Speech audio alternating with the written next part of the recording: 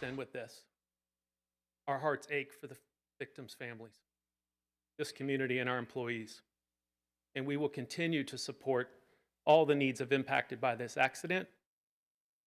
For the first time since the UPS plane crash 2 weeks ago today, we are seeing the UPS Airlines president Bill Moore in public speaking alongside Louisville's top leaders.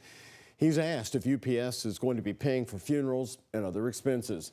Moore publicly saying UPS is committed to making this right. WHAS 11's Alexandra Goldberg and photojournalist Jessica Farley have the update from UPS about the crash that killed 14 people.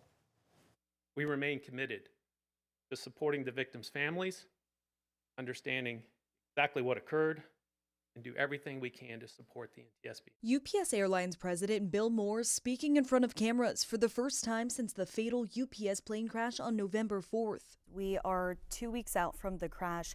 Why is this the first time we're hearing from you or a UPS representative? Yeah. Well, I can assure you we've been exceptionally busy.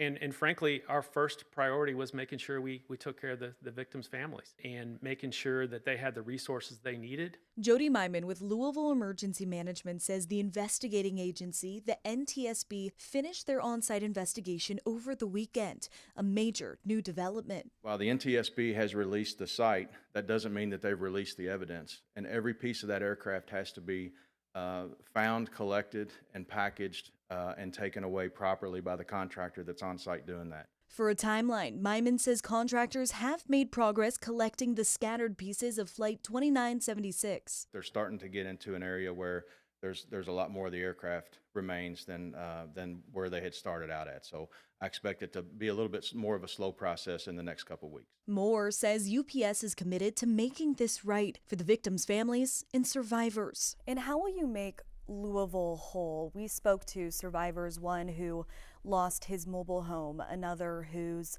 minivan was coated in jet fuel. Will you pay for these things? What I encourage all of those individuals and families and businesses impacted is to go to the Community Resource Center. The Community Resource Center on High Rise Drive can help families with their needs, including insurance adjusters. In Moore's words, UPS is funding support for the victims' families every step of the way. That includes financing travel, funeral expenses, and meeting the immediate needs of each family. But many of the questions about how or why the MD-11 cargo jet crashed will be revealed when the NTSB investigation goes public in the next few weeks. In Louisville, Alexandra Goldberg, WHAS 11, on your side.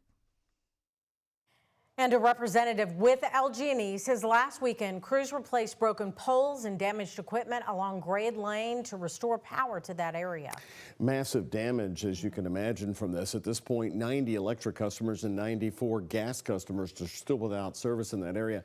The representative from LG&E says gas pipeline repairs along Grade Lane could also take several more weeks.